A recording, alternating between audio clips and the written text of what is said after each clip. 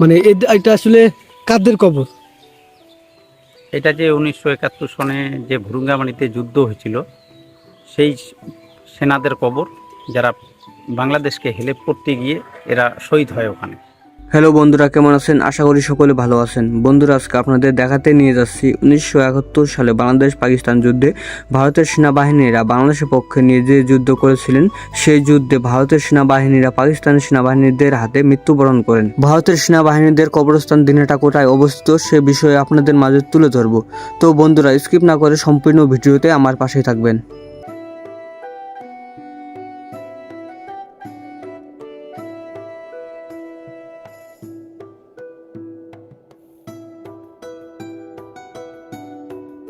তো বন্ধুরা, আমরা এখন দাঁড়িয়ে আছি দিনহাটা কেন্দ্রীয় কবরস্থানের গেটের সামনে। আর আপনাদেরকে দেখাবো 1971 সালে বাংলাদেশ পাকিস্তান যুদ্ধে ভারতের সেনাবাহিনীরা বাংলাদেশকে সাহায্য করতে গিয়ে পাকিস্তান সেনাবাহিনীদের হাতে মৃত্যুবরণ করে শহীদ হন এবং ভারতের সেই 6 জন শহীদ সেনাদের কবরস্থান আপনাদেরকে দেখাবো। তো বন্ধুরা, আমরা এখন আছি দিনহাটা কবরস্থানে আর আমার সাথে আছে বাংলাদেশের জনপ্রিয় ইউটিউবার এমডি সোহেল ভাই।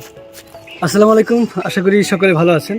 তো আমি দিনহাটাতে এই নিয়ে বেশ কয়েকবার আসলাম, কিন্তু এইবার আসার অন্যতম কারণ হচ্ছে এর সাথে এখানে আসলাম, মানে আজিবুলের সাথে। এখানে নাকি মানে এই দিনহাটা কবরস্থানে আসলাম আজিবুলের সাথে। এখানে একটা ইতিহাস রয়েছে।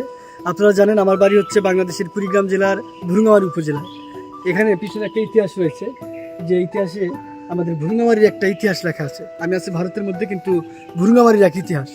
অর্থাৎ 1971 সালে আমাদের দেশে যে যুদ্ধ সংঘটিত হয়েছিল, সেই যুদ্ধে মানে আমরা জানি আমার ভারত প্রতিবেশী দেশ ভারত কিন্তু আমাদের তৎকালীন যে পূর্ব পাকিস্তান ছিল, পূর্ব পাকিস্তানকে কিন্তু হেল্প করেছে। সেই হেল্পের সময় অর্থাৎ সেই সুবাদেই ভারতের যে বাহিনীগুলো ছিল, সৈনিকগুলো ছিল, আমাদের পূর্ব পাকিস্তানের হয়ে যুদ্ধ করেছিল। তো সেই যুদ্ধের সময় এই দিনহাটা থেকে 20 কিলোমিটার হচ্ছে ভিতর সাইডে মানে একটা যুদ্ধ সংঘটিত হয়। সেই যুদ্ধে ভারতের যে সৈনিকগুলো শহীদ হন, সেগুলো যে এখানে সুন্দর লিস্ট করা আছে। অর্থাৎ এই যে 6টা মুসলিম যে সৈনিক ছিল ভারতের, এদের কিন্তু কবরস্থ করা হয়েছে এই দিনহাটা কবরস্থানে। আর যারা হিন্দু ছিল তাদেরকে কিন্তু শ্মশানে পুড়ে ফেলা হয়েছে। তো যাই হোক, এটা দেখার জন্য, যেহেতু ভুরুঙ্গামারীর একটা ইতিহাস, ভুরুঙ্গামারী যুদ্ধের সময় ভারতরা হেল্প করতে গিয়ে তাদের সৈনিকরা যে শহীদ হয়েছে তাদের ক্ষেত্রে শ্রদ্ধা দিতে আমি এখানে দেখতে এসেছিলাম। এ পর্যন্ত। তো বন্ধুরা, আমি এখন ঘুরে ঘুরে ভারতের 6 জন শহীদ সেনাবাহিনীর কবরস্থান আপনাদেরকে দেখাবো।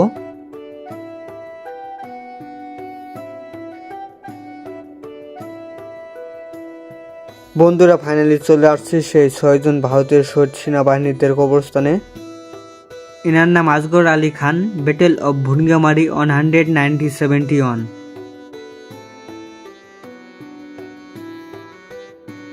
ইনার নাম Ibrahim Ali, battle of Bhurungamari November on 191। ইনার নাম Mahbar Khan, battle of Bhurungamari on 190-71।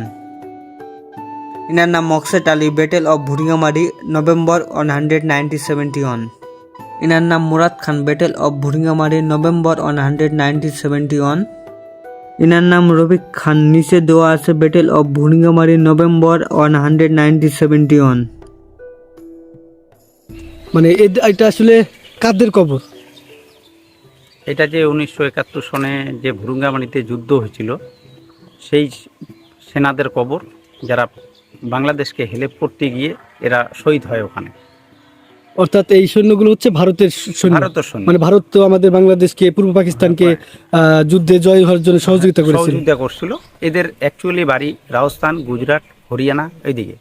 আচ্ছা, এরা বছরে বছরে আসে, এটাকে সংস্কার করে যায়। আচ্ছা, তাদের পরিবারগুলো তো আসে, দেখতে আসে। আচ্ছা, সব মুসলিমদের যে 6 জন? মুসলিমরা এখানে 6টা আছে, আর বাদ বাকি যেগুলো হিন্দু আছে শ্মশানে ওদেরকে সংস্কার করে দিয়েছে। আর ওদের স্মৃতির লেখাগুলো সব একটা বোর্ডের মধ্যেই আছে, আমাদের এখানে কবরস্থানের মধ্যেই আছে। আচ্ছা, মানে মুসলিম জন্য এখানে কবর দেওয়া হয়েছে, আর যারা হিন্দু সৈনিক ছিল তাদেরকে শ্মশানে নিয়ে গেছে।